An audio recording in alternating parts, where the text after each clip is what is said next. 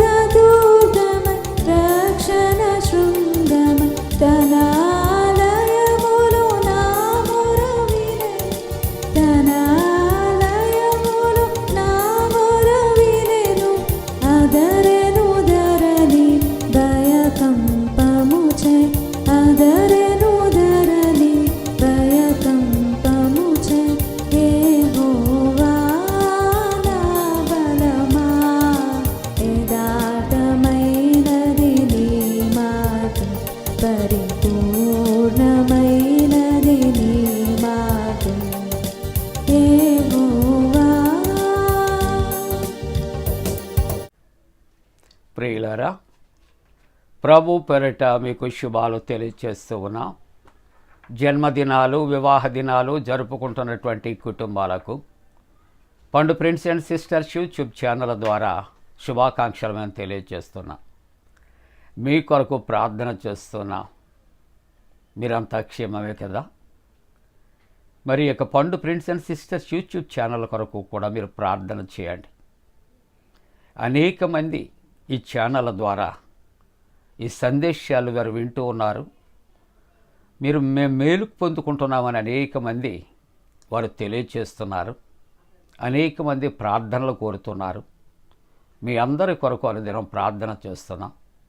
దేవుడు మిమ్మలను దీవించునుగాక. మంచిదండి.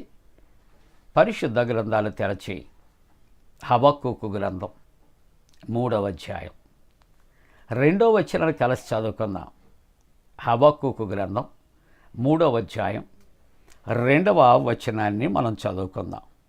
యెహోవా, సంవత్సరములు జరుగుచుండగా నీ కార్యములు నూతన పరచము. మంచిదండి. మరలా చదువుకుందాం, మరలా చెప్పుకుందామా? యెహోవా, సంవత్సరములు జరుగుచుండగా నీ కార్యములు నూతన పరచము.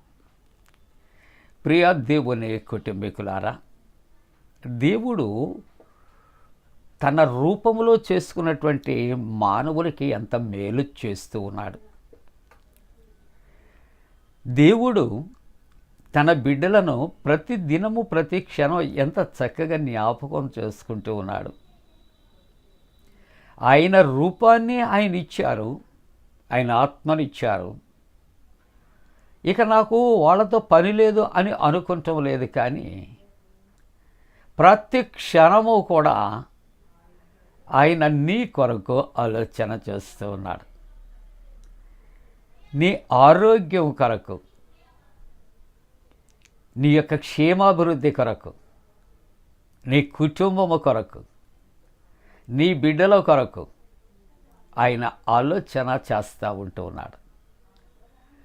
ఒకవేళ మానవుడు అనుకుంటాడు, నేను ఇంత విద్యావంతుడను, ఎంత మంచి ఉద్యోగస్తుడను, ఇదంతా నా ప్రయాస, నాకు కృషి అని ఒకవేళ అనుకుంటున్నామేమో. కానీ ప్రభు ఏమని దీవిస్తున్నాడో తెలుసా? నీ చేతుల కష్టార్జితమును అనుభవిస్తా. అంటే దేవుని ఉద్దేశం నువ్వేం చేస్తున్నావో అది దీవించబడుతూ ఉన్నది. దేవుడు దీవిస్తే దీవించబడతాం, దేవుడు కలుగు చేస్తే పొందుకుంటాం, అంతే తప్ప ఆయన చిత్తము లేకుండా మనము దీవించబడలేము, ఆశీర్వదించబడలేం. కనుక నూతన సంవత్సరంలో యేసయ్య మనతో మాట్లాడుతూ ఉన్నాడు. సంవత్సరములు జరుగుతూ ఉంటుండగా మన జీవితంలో ఎన్ని సంవత్సరాలు గతించిపోయాయి. మన జీవితంలో ఇది ఎన్నో సంవత్సరం అని నువ్వు జ్ఞాపకం చేసుకుంటున్నావు. ఈ సంవత్సరం ముగిస్తుండగా అని కాదు, ఈ సంవత్సరం జరుగుతూ ఉంటుండగా దేవుడట ఈ సంవత్సరంలోనే నీ కార్యాలను నూతనపరచడానికి ఇష్టపడుతూ ఉన్నాడు. నమ్ముట నీ వలనైతే నమ్మువానికి సమస్తము సాధ్యమే. ప్రియులారా, మన జీవితాల్లో ఈ విధంగా మనం ఆశీర్వదించబడ్డాం, మన కుటుంబాలు ఈ విధంగా దీవించబడ్డాయి, ఈ విధంగా ఆరోగ్యంగా ఉన్నాం, ఆనందంగా ఉన్నాం అంటే only because of his grace only.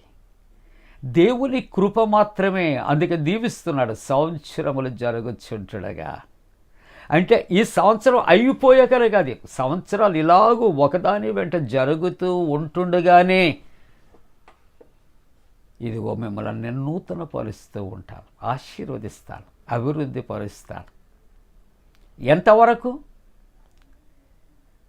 103వ కీర్తన 11వ వచనంలో ఆయన వాగ్దానం, ఈ భూమి కంటే ఆకాశం ఎంత ఉన్నతముగా ఉన్నదో, యెహోవా యందలి భయభక్తులు గల వారి ఎడల ఆయన కృప అంత అధికముగా ఉన్నది. Praise the Lord. నమ్ముతూ ఉన్నారా? కాబట్టి ఈ నూతన సంవత్సరం మన ప్రయాణం ఎటు? క్రీస్తు వైపు. ఎవరి వైపు చూద్దాం? యేసు వైపు మనం చూద్దాం. అందుకనే ఇక్కడ యెషయా గ్రంథం 9వ అధ్యాయం 10వ వచనములో, ఎవడు తెలుసుకొనలేని మహత్తైనటువంటి కార్యములను, లెక్కలేనని అద్భుత క్రియలను ఆయన చేయుచున్నాడు. ప్రభు మన జీవితాల్లో ఆయనట మనం తెలుసుకోలేనటువంటి మహోత్తరమైనటువంటి కార్యాలు, లెక్క పెట్టలేనటువంటివి, లెక్కలకు మించినటువంటి అద్భుత క్రియలు ఆయన నీ పట్ల చేస్తూ ఉన్నాడని వాక్యం సెలవిస్తుంది. Can we believe? నేను నమ్ముతున్నాను, విశ్వసిస్తున్నాను. నా నిస్సారమైన బ్రతుకులో, నా నిస్సారమైన జీవితంలో అనుక్షణము ఆయన ఆశీర్వదిస్తున్నాడని నమ్మి దేవునికి స్తుతులు స్తోత్రాలను చెల్లిస్తూ ఉన్నా. దైవవాక్యము అంటుంది, యోబు గ్రంథం 37వ అధ్యాయం 5వ వచనములు అంటుంది, నీ మార్గము యెహోవాకు నువ్వు అప్పగించు, నీవు ఆయనను నమ్ముకొనుము, ఆయన నీ కార్యములు నెరవేర్చును. ఎప్పుడు? సంవత్సరాలు జరుగుచుంటుండగా ఆశీర్వదిస్తాడు. అంటే దేవుని వాక్యం అంటుంది, మన మార్గాలు ఆయనకు అప్పగించాలి, మనము ఆయనను నమ్ముకోవాలి. అప్పుడు ఆయన మన కార్యములు, మన ఉద్దేశాలు ఆయన నెరవేర్చగలిగిన దేవుడు అనే మాటలు జ్ఞాపకం చేస్తూ ముగింపుగా యెషయా గ్రంథంలో 60వ అధ్యాయంలో 22వ వచనములో, వారిలో ఒంటరి అయిన వాడు 1000 మంది ఎగును, ఎన్నిక లేనివాడు బలమైన జనమగును. యెహోవానగు నేను తగిన కాలమున ఈ కార్యములో త్వరపెట్టుదాం. చూసారండి, దేవుని యొక్క వాక్యం అంటుంది, వారిలో ఒంటరి అయిన వాడు 1000 మంది ఎగును, ఎన్నిక లేనివాడు బలమైన జనమగును. యెహోవానగు నేను తగిన కాలవని కార్యములన్నీ మన జీవితాల్లో ఆయనను నమ్ముకొని మనము ఆయనకు అప్పగించబడి ఆయన కృప కొరకు కనిపెట్టినప్పుడు సంవత్సరములు జరుగుచూ ఉంటుండగా ఆయన నూతన పరిచయ దేవుడు, కుటుంబాలను ఆశీర్వదించే దేవుడు. అట్టి కృప పొందటానికి దేవుడు తన పరిశుద్ధాత్మ కూడిన మనపై మెండుగా కుమరించునుగాక. ఆమేన్. ప్రార్థన. పరిశుద్ధుడా నీకు వందనాలు. నూతన సంవత్సరములో నేను వాక్య ధ్యానాల్లోని ప్రతి కుటుంబాన్ని నూతన పరచమని ప్రార్థిస్తాను. జన్మదినాలు, వివాహ దినాలు జరుపుకుంటున్న కుటుంబాలు ఆశీర్వదించండి. ప్రయాణాలలో ఉన్నవారు క్షేమకరమైన మార్గాల్లో నడిపించండి. బలహీనులైన వారిని బలపరచండి. మణిపూర్లోని క్రైస్తవుల కొరకు, ఇజ్రాయెల్ దేశం యొక్క క్షేమము కొరకు ప్రార్థన చేస్తూ యేసు ప్రభు దివ్య నామమున వేడుకొలుచున్నాము తండ్రి. ఆమేన్. పరలోకమందున మా తండ్రి, నీ నామం పరిశుద్ధపరచబడనుగాక, నీ రాజ్యం వచ్చునుగాక, నీ చిత్తం పరలోకమందున వేర్చినట్టు భూమి అందు నెరవేరునుగాక. మా ఇందిన ఆహారం నేడు మా దయచే, మా ఎడల అపరాధం చేసిన వారిని క్షమించిన ప్రకారముల ప్రథమ క్షమించము, శోధంలోనే తెక్క కీడును తప్పించము.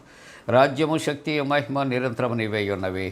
ఆమేన్. మన పరమ తండ్రి అయిన దేవుని యొక్క ప్రేమయు, ప్రభువైన యేసుక్రీస్తు ప్రభు కృపయు, పరిశుద్ధాత్మక అన్యోన్య సహవాసము ప్రాతకాల ఆరాధనలో ప్రభువుని ఆరాధిస్తున్న ప్రతి కుటుంబానికి తోడుగుండి సంరక్షించి కాపాడునుగాక. ఆమేన్.